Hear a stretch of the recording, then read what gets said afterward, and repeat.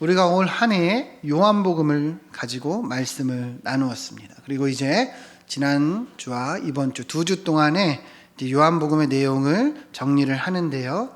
이 요한복음의 기록 목적은 너무도 분명합니다. 우리 요한복음 20장 31절 말씀을 같이 한번 읽어보겠습니다. 시작.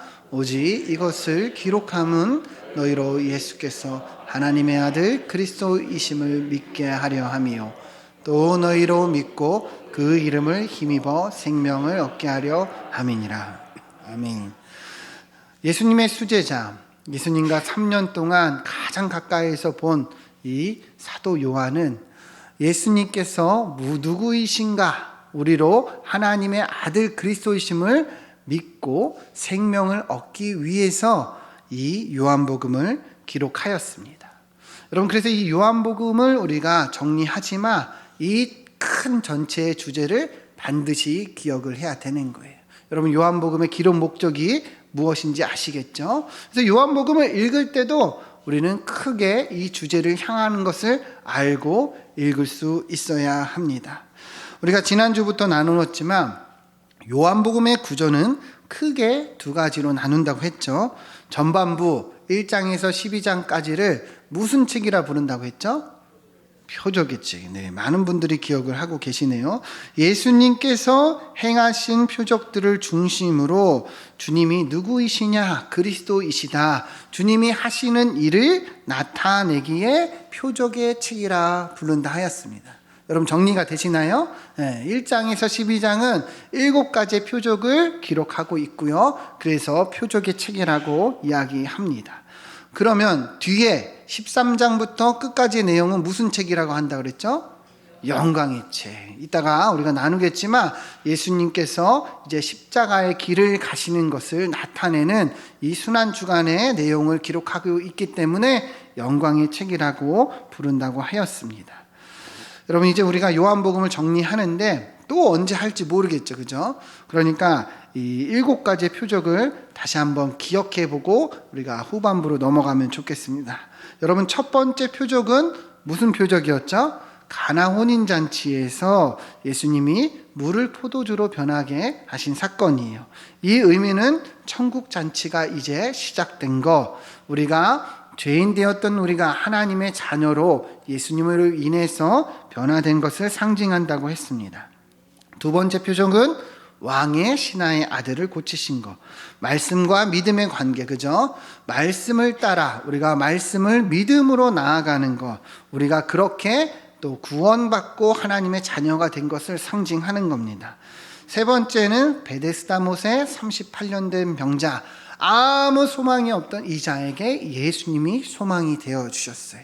주님이 소망이심을 나타내는 것이요. 네 번째 표적은 오병이어입니다. 예수님이 떡을 떼사 5,000명을 먹고도 12광주리가 남았어요. 그냥 떡을 먹이신 것이 아니라 예수님이 생명의 떡으로 오신 것을 의미하는 거예요. 예수님의 희생으로 많은 사람들이 무엇을 얻습니까? 생명을 얻습니다. 이 오병이어가 그것을 나타낸다고 했죠. 다섯 번째 표적은 주님이 무리를 걸으신 사건. 그죠? 사람이 무리를 걸을 수 있어요, 없어요? 없죠. 바람과 파도가 순종하는 분이 누구이시냐? 바로 예수님이 하나님의 아들 그리스도이심을 나타낸다고 했습니다. 여섯 번째 표적은 날 때부터 맹인된 자의 눈을 뜨게 해주신 사건이죠, 그죠? 여러분, 이 사람이 눈을 뜨는 의미가 무엇이냐? 그냥 눈을 떠서 세상을 본 것이 아니라 영적인 눈을 뜬 것이라 그랬어요, 그죠? 그래서 누구를 봅니까? 예수님을 보고 믿고 고백하는 거예요. 우리도 예수님을 믿은 것은요, 영적인 눈이 뜬 거예요. 여러분, 예수님 믿으십니까? 그렇다면 우리의 영의 눈이 뜨여진 거예요. 그래서 믿음은 이처럼 우리의 영의 눈이 뜨여져서 예수님을 믿고 고백하게 되는 것을 의미합니다. 자, 7번째 표적은 죽은 나사로 사건이죠. 예수님께서 죽은 지 나흘 된 이 나사로를 살리셨습니다. 여러분, 이 의미가 무엇이에요? 예수님이 부활이요 생명인 것을 나타내는 거예요. 주님 안에 생명이 있습니다. 여러분, 믿으십니까? 주님이 우리 안에서 거하심으로 우리도 영원한 생명을 갖게 된 것을 나타내는 거예요. 이렇게 7가지 표적을 중심으로 12장까지가 기록된 거. 그래서 무슨 책이라 부른다고요? 표적의 책.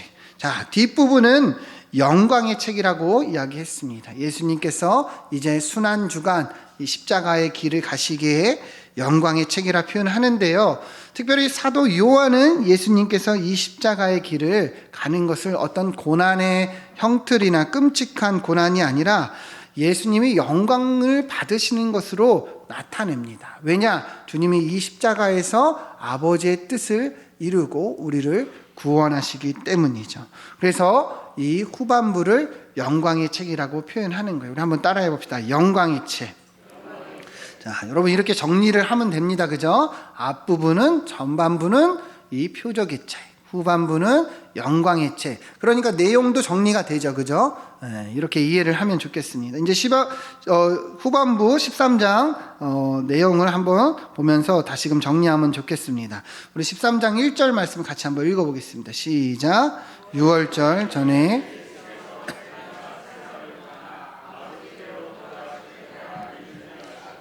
세상에 있는 자기 사람들을 사랑하시되 끝까지 사랑하시니라. 아멘. 이 13장 1절 말씀을 잘 보면 이제 그 때가 온 것을 나타내고 있죠. 그죠? 6월절 전에 예수님이 이제 세상을 떠나실 것을 아셨어요.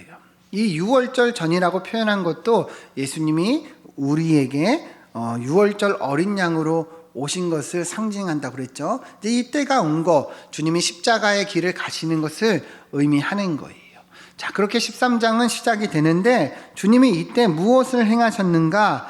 자기의 사람들을 사랑하시되 끝까지 사랑하셨다 표현합니다. 예수님이 마지막 때가 온 것을 아시고 어떻게 하신 거예요? 자기의 사람들을 사랑하시는 거예요. 그 내용이 이제 이어지는데요. 우리 3절부터 보면 저녁 먹는 중 예수는 아버지께서 모든 것을 자기의 손에 맡기신 것과 자기가 하나님께로부터 오셨다가 돌아갈 것을 아시고 4절부터 보시면 뭐라고 하시느냐? 저녁 잡수시던 자리에서 일어나 겉옷을 벗고 수건을 허리에 두르셨어요. 5절 보면 그래서 물을 떠다 제자들의 발을 씻으시고 수건으로 닦아주셨는데요. 여러분 사도 요한이 이처럼 디테일하게 상세하게 잘 설명하는 이유가 무엇이라고 했습니까? 이 모습이 이 시대의 종이 하는 모습이에요. 그죠? 그러니까 예수님께서 지금 어떤 모습을 취하신 거예요? 종의 모습을 취하신 거예요. 종의 모습을 취하셔서 자기의 사람들인 이 제자들의 이 더러움을 씻어주고 있는 거예요. 이 시대는요, 우리와 같은 시대가 아니어서 대부분 샌들을 신었고 중동의 흙과 이 사막의 이 바람이 많아서 발이 더러울 수밖에 없었어요. 그래서 아무나 씻어주지 않아요. 종이나 천한 종이나 그런 일을 하는 거네요. 근데 예수님이 그 일을 행하셔서 제자들의 발을 씻어주신 거죠. 여러분, 이 의미가 무엇이라 그랬어요? 예수님이 이제 십자가의 길을 가십니다. 그죠? 왜 가시는 거예요? 우리를 사랑하시니까. 주님이 십자가를 지시는 게 뭐예요? 낮아지시고 낮아지시는 거예요. 여러분 이해가 되십니까? 마치 가장 천한 종이 되시는 것처럼 주님은 이 길을 가시고 이 발을 씻어주신 것처럼 우리의 무엇을 씻어주십니까? 죄를 씻어주는 거예요. 더러움을 씻어주는 거예요.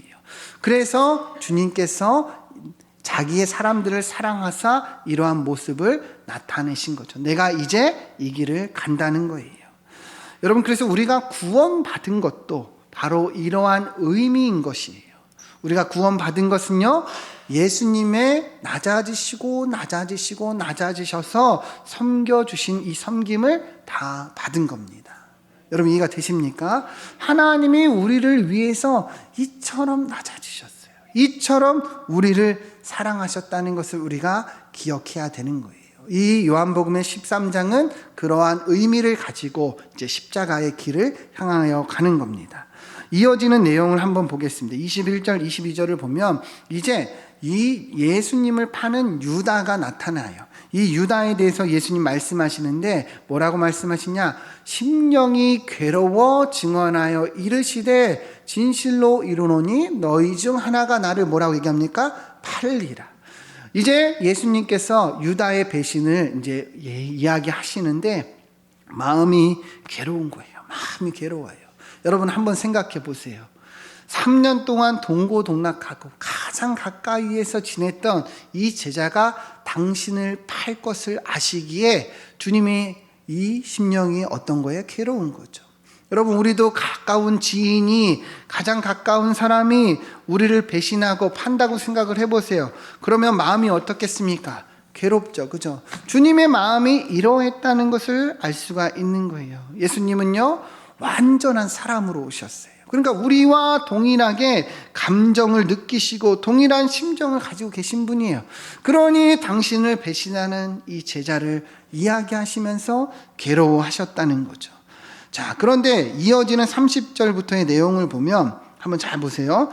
유다가 이제 예수님의 말씀을 듣고 이제 그 일을 행하러 나갑니다. 30절 띄워주시면, 나가니 밤이러라 이렇게 얘기하고 31절에 이 유다의 배신을 보며 예수님께서 뭐라고 말씀하시냐? 그가 나간 후에 예수께서 이르시되, 뭐라고 얘기해요? 지금 인자가 영광을 받았고 하나님도 영광을 받으셨다. 32절 보면, 그로 말미암아 영광을 받으셨으면 하나님도 자기로 말미암아 그에게 영광을 주시리니 곧 주시리라 이야기합니다. 여러분, 앞서 예수님이 유다의 배신을 말씀하시며 괴로워하셨다 이야기했죠. 그죠? 그런데 지금은 유다의 배신을 바라보며 뭐라고 해요? 인자의 영광이라. 내 영광이요 하나님의 영광이라 표현을 하는 거예요. 여러분, 그렇게 보면 이 의미가, 앞뒤가 맞아요? 틀려요? 틀리죠. 분명히 괴로워하셨는데 영광이라 표현하는 거예요. 뭔가 아이러니한 상황이 나타나는 것 같은데요. 이 예수님께서 바라보고 구하는 영광이 무엇인가 잘 나타나 있는 거예요. 여러분, 예수님은요, 유다의 배신을 괴로워하셨어요. 그죠? 너무 고통스러워 하신 거예요. 그런데 이 유다가 배신하니 주님이 어떤 길을 가시는 거예요? 십자가의 길을 가시는 거예요. 유다가 배신하여 이 장정들을 데리고 주님을 체포하고 잡으러 오니까 주님이 어때요? 이 십자가의 길, 죽음의 길을 가시는 거예요. 그러니까 유다의 배신이 하나님의 뜻을 이루는 그런 도구가 되기에 주님은 마음이 힘들고 괴로웠지만 인자의 영광이요 하나님의 영광이라고 표현하신 겁니다. 여러분, 이해가 되십니까? 여러분, 진짜 영광이 무엇인가? 여러분, 예수님께서 어떻게 이 영광의 길을 가시는지 여러분 우리가 잘 알아야 돼요. 주님은 괴롭고 힘들어도 하나님의 뜻을 바라보고 그 뜻이 이루어지는 것을 영광이라 표현하였습니다. 여러분, 우리도 동일한 거예요. 우리가 구해야 하는 영광, 정말 하나님이 기뻐하시는 영광이 무엇이냐 했을 때 다른 것이 아니라 하나님의 뜻을 따라 순종하고 하나님의 뜻이 우리 삶에 이루어지는 것이 진짜 영광이라는 거예요. 무언가 우리가 대단한 일을 행하고 사회적으로 유명해지고 어떠한 업적을 이루어서 하나님의 영광입니다 이렇게 표현하는 것이 사실은 영광이 아니에요. 내가 원하는 대로 되지 않아도, 내가 힘들고 괴로움이 생길지라도 하나님의 뜻을 따라 애를 쓰고 철저히 순종하는 것이 진짜 영광이라는 거예요. 예수님이 이것을 우리에게 보여주셨습니다. 여러분, 우리도 동일한 거예요. 우리의 삶에서 내 뜻대로 되지 않을 때가 있어요. 그죠? 내가 정말 사랑하고 싶지 않은 사람 있어요. 미워하는 사람 있어요. 그러나 하나님은 그 사람을 사랑하길 원하시고 그 사람을 미워하지 않길 원하세요. 그러면 어떻게 해야 돼요? 우리가 그 뜻을 따라 순종하고자 애를 쓰고, 그리고 사랑하고자 애를 쓰고, 미운 마음이 들 때 어때요? 밀어내야 되는 거예요. 여러분, 이것이 사실은 진짜 하나님이 기뻐하시는 영광이라는 것입니다. 여러분, 예수님이 어떻게 이 십자가의 길을 가셨는지 분명히 알길 소망합니다. 주님은 모든 아픔과 고난과 심지어 배신까지 다 당하시고 그 굴욕을 맛보시면서도 하나님의 영광을 바라보며 따라간 거예요. 주님의 뜻을 따라가는 것, 주님의 뜻이 우리 삶에 이루어지는 것이 진짜 영광이기 때문이에요. 여러분, 예수님께서 이렇게 마지막 때 십자가의 길을 가셨음을 기억하길 소망합니다. 그래서 우리도 그런 길을 가야 되는 거예요. 예수 믿는 거, 자기 십자가 지고 주님 따라가는 겁니다. 여러분 아시겠죠? 내 십자가 지고 주님 따라가는 거예요. 그것이 진짜 영광인 줄 알기를 소망합니다.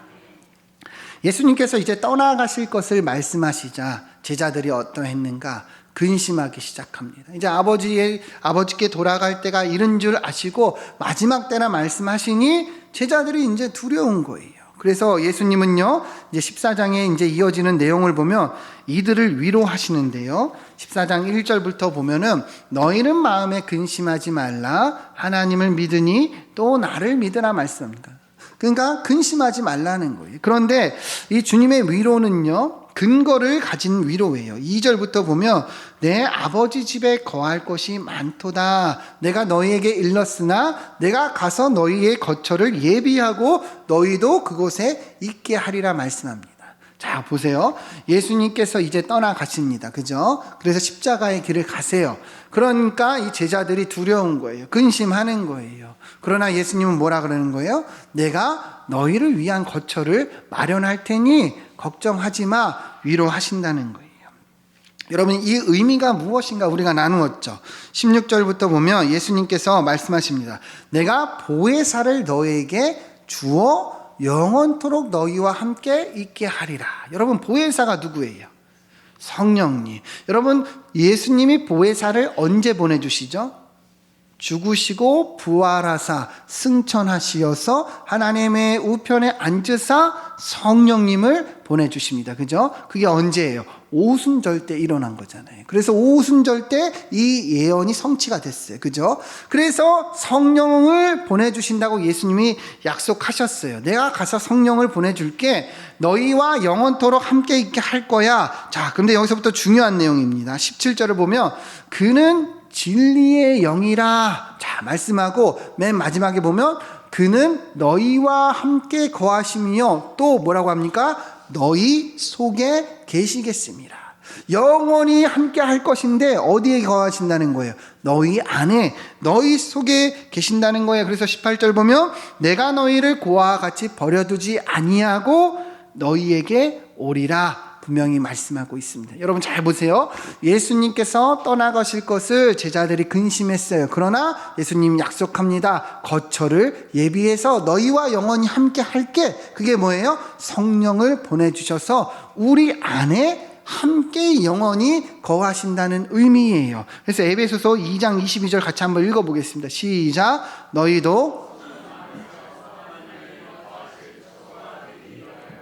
그리스도 예수 안에서 함께 지어져 가느니라. 아멘. 잘 보세요. 여기서 보면요. 너희도 성령 안에서 하나님이 거하실 뭐가 된대요? 처소. 처소가 거처랑 동일한 의미죠. 성령께서 우리 속에 계심으로 우리가 하나님의 거처요, 처소요, 성전이 되는 거예요. 그리스도 예수 안에서 함께, 그리스도 예수 안에서 함께 지어져 간다. 예수 안에서 그러한 일이 일어날 것을 말씀하고 있는 거예요. 여러분, 예수님 말씀하셨어요. 내가 너희와 영원히 함께 하리라. 성령을 보내주셔서 우리에게 함께 하신다는 거예요. 우리 안에서 영원히 함께 하신다는 거예요. 그러니까 예수님을 믿는다는 의미는요, 이제는 성령께서 우리 안에 거하신다는 의미예요. 여러분 믿으십니까? 여러분들이 예수님을 믿고 고백하는 것은요, 성령께서 행하시는 일이에요. 우리가 소요리 분답할 때도 나누었지만 우리 안에서 믿음을 일으키사 우리가 죄인인 것을 깨닫고 예수님을 바라보게 한다니까요. 그 일을 행하시는 분이 성령님이라는 거예요. 여러분 예수님 믿으십니까? 믿으세요? 믿으시는 거예요? 믿겨진 거예요? 내가 믿는다는 것도 맞지만 사실은 믿어진 것이 맞는 말이에요. 믿어진 거 우리가 똑똑해서 믿는 거 아니죠. 그죠? 우리가 지혜로워서 믿는 게 아니에요. 그냥 믿어진 거예요. 마치 소경이 눈을 뜬 것처럼 어떻게 눈을 뜬 건지 알지 못하지만 내가 지금 보고 있는 것처럼 우리도 어떻게 예수님을 믿게 됐는지 모르지만 믿어졌어요. 언제 믿어지셨습니까? 사람마다 다 다르죠. 그죠? 어릴 적에 믿어진 사람도 있고 어느 날 믿어진 사람도 있고 갑자기 믿어진 사람도 있어요. 그러나 중요한 것은 뭐예요? 믿어진 지금이죠. 믿고 있는 지금이죠. 이것이 눈을 뜬 의미라고 우리가 표현을 했죠. 그래서 성령께서 우리 안에서 믿음을 일으켜서 내가 죄인인 것을 깨닫고 나로 인해 죽으신 예수님을 바라보고 믿게 하시는 거예요. 그래서 어떻게 하는 거예요? 내가 예수 그리스도를 믿음으로 연합되게 하는 거예요. 그래서 우리 안에 성령께서 거하시고 우리가 예수님과 연합되어 있는 거예요. 그러니 우리가 주님의 거처요, 처소요, 성전이 된 것입니다. 여러분, 이것이 우리 그리스도인의 정체성이요, 진짜 축복입니다. 우리가 죽으면 주님이 사는 거예요. 내가 죽으면 주님이 나타나는 거예요. 이만한 축복이 세상에 무엇이 있겠습니까? 여러분, 하나님이 우리 안에 거하신다는 거예요. 하나님이. 그런데 우리에게 이루어진 이 축복을 보지 못하고 우리는 자꾸 어딜 보는 거예요? 세상을 보는 거예요. 바깥을 보는 거예요. 내 안에 이루어진 일을 보지 못하고 자꾸만 바깥을 보니까 진짜 축복을 누리지를 못하는 거예요. 여러분, 우리가 예수님 믿는 것이 어떠한 의미인지 알기를 소망합니다. 그래서 예수님께서 그러셨잖아요. 내가 떠나가는 것이 너희에게 유익하다. 여러분, 예수님께서 십자가의 길을 가셔서 죽으시고 부활하고 승천하사 이러한 일이 일어날 것을 이 제자들에게 말씀하신 거예요. 그리고 우리에게는 이미 이것이 어때요? 이미 이루어진 일이라는 거죠. 자, 이어지는 15장의 내용을 보면요, 이 관계에 대해서 예수님께서 이제 비유를 들어서 잘 설명을 해 주십니다. 우리에게 일어난 일, 우리가 하나님의 거처가 되고 처소가 된 것이 어떠한 의미인가? 우리 15장 5절 말씀을 같이 한번 읽어보겠습니다. 시작. 나는 포도나무요, 너희는 가지라. 그가 내 안에, 내가 그 안에 거하면 사람이 많이 맺나니 나를 떠나서는 너희가 아무것도 할 수 없음이라. 아멘. 예수님은 뭐라고 말씀하셨어요? 포도나무, 너희는 뭡니까? 가지. 여기서 너희가 누굴 얘기하는 거예요? 우리를 얘기하는 거죠. 여러분, 나무와 가지의 관계가 어떠한 관계예요? 하나된 관계예요. 여러분, 이해가 되십니까? 하나된 관계. 우리가 주님과 어떤 관계예요? 하나된 관계예요. 지금 우리가 나누었잖아요. 우리 안에 누가 거하시는 거예요? 예수님, 성령님이 거하시잖아요. 그죠? 하나된 관계예요. 자, 그런데 여러분, 가지가 나무를 떠나서 살 수 있습니까? 없습니까? 있어요? 없어요? 없어요. 가지는 홀로 존재할 수가 없어요. 나무에 붙어서 나무가 주는 이 어떤 공급을 통해서 열매를 맺고 살아갈 수가 있는 거예요. 여러분, 이 관계가 우리와 똑같은 거예요. 우리와 주님과의 관계라는 거예요.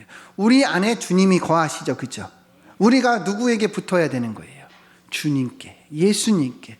가지는 뭐만 하면 돼요? 나무에 붙어 있기만 하면 돼요. 우리는 뭐만 하면 돼요? 예수 그리스도 안에 붙어 있기만 하면 되는 거예요. 그러면 이게 무엇이냐? 갈라디아서에서 너무 잘 설명했죠. 우리 안에 육신과 성령이 서로 거스른다 그래요. 그죠? 서로 거스르는 거예요. 여러분, 사랑해야 되는 거 앞서도 얘기했지만 알아요, 몰라요? 알죠. 여러분, 사랑해야 되는 거 알아요, 몰라요? 아시잖아요. 우리가 소요리문을 할 때도 얘기했지만 2부에서 그랬죠. 우리가, 하나님께서 우리에게 요구하는 의무가 있다. 그죠? 그것이 뭐예요? 하나님을 사랑하고 이웃을 사랑하는 거예요. 명령이에요, 명령. 그죠? 그냥 알아요. 근데 잘 됩니까? 안 됩니까? 잘 안 돼요. 왜요? 우리의 육신이 이를 거부하잖아요. 우리가 죄성을 가지고 태어나서 거부합니다. 그죠? 그러면 이 죄성을 거부하는, 이 죄성을 가지고 우리가 거부를 하지만 성령께서는 어때요? 사랑하라고 얘기를 하죠. 자, 그러면 무엇을 따라 행해야 되는 거예요? 성령을 따라 행하는 거예요. 이것이 주님 안에 거하는 거예요. 성령을 따라 행할 때 이 의미가 무엇이냐? 내가, 내 자아가 죽는 것을 의미하는 거예요. 십자가에 예수 그리스도와 함께 죽어서 이제는 성령을 따라 행하는 거예요. 여러분, 우리가 주님 안에 거하고 그리고 주님 안에 붙어서 살아가는 것이 바로 이러한 관계를 이야기하는 것입니다. 주님은 나무요, 우리는 가지입니다. 그죠? 그래서 우리는 주님이 주시는 능력으로 살아가는 거예요. 그러할 때 성령의 열매가 나타나죠. 갈라디아서 5장 22절 23절 같이 한번 읽어보겠습니다. 시작. 오직 성령의 열매는 사랑과 희락과 화평과 오래 참음과 자비와 양성과 충성과 온유와 절제니 이 같은 것을 금지할 법이 없느니라. 아멘. 성령의 열매가 이렇게 나타납니다. 그죠? 여러분, 이 성령의 열매는 이렇게 9가지가 아니라 하나의 열매예요. 그죠? 그러나 9가지의 특성이 나타난다고 이야기를 하는 거죠. 여러분, 우리의 삶에 기쁨이 있어요, 없어요? 있어요? 기쁨이 있습니까, 없습니까? 근데 왜 표정들이 왜 그러세요? 얼굴에 기쁨이 나타나야 되는데, 그죠? 여러분 잘 보세요. 내 안에 기쁨이 없고 화평이 없고 오래 참지 못하고 이 양성과 충성, 온유가 없다면 내가 지금 성령을 따라 행하지 않고 있다고 생각하면 됩니다. 우리가 성령을 따라 행하면 이러한 것은 저절로 맺어지는 거예요. 여러분, 신앙의 본질은 다른 것이 아니에요. 내가 죽고 그리스도로 사는 것. 내가 죽고 내 안에 계신 성령을 따라 사는 거예요. 우리는 우리 힘으로 사는 자들이 아니요, 철저하게 예수님께 접붙임되어 주님이 주시는 그 은혜와 그 능력으로, 그 공급으로 살아가는 자들입니다. 그래서 이 신앙의 이 정수를 아는 사람들의 특징을 보면 얼굴에 자유함이 있어요. 평안함이 있어요. 그런데 이 죽지 못해서 계속 살려고 하는 사람들은 힘들어요. 여러분, 다른 것이 없어요. 죽어야 됩니다. 한번 따라해 봅시다. 죽어야 산다. 죽어야 열매 맺는다. 네, 이것이 우리가 이 요한복음 후반부에서 나누었던 중요한 주제들이에요. 예수님께서 이제 십자가의 길을 가시며 마지막 때를 아시고 자기의 사람들을 사랑하시되 끝까지 사랑하신 의미를 보여주셨어요. 제자들의 발을 씻어주셨습니다. 가장 더러운 것을 씻어주셨어요. 주님이 여러분과 저의 이 가장 더러운 죄를 씻어주시고 또 생명을 주신 것을 의미합니다. 우리도 이제 그 길을 가야 됩니다. 작은 예수가 되어서 우리에게 주어진 자기 십자가를 지고 가야 되는 거예요. 그것이 진짜 영광인 줄 믿습니다. 주님이 우리 안에 거하시는 거처가 되고 처소가 되었습니다. 그러니 이제 그 주님을 따라 행하며 성령의 열매를 맺는 귀한 복된 삶이 되길 소망합니다. 우리가 몇 주 전에 나누었지만 이 17장은 이제 예수님의 고별 기도의 내용을 기록하고 18장은 재판받으시는 내용, 그리고 19장은 예수님이 죽으시고 또 십자가에서 못 박히신 내용, 그리고 이어지는 이제 20장은 예수님의 부활하사 승리에 대한 선포를 나타냅니다. 21장은 예수님이 제자들을 만나시고 특별히 베드로를 만나사 회복시키사 사명의 길로 부르신 것을 나타냅니다. 여러분, 우리도 이 요한복음의 내용을 잘 정리해서 예수님이 우리를 위해서 이 땅에 오신 하나님의 아들 메시아 그리스도이심 알고 믿어 영생을 얻기를 축원드립니다. 그리고 우리 부르신 이 목적, 우리도 주님을 따라 행하며 사명의 길로 나아가 주님을 전하는 복된 삶이 되기를 축원드립니다. 함께 기도하겠습니다.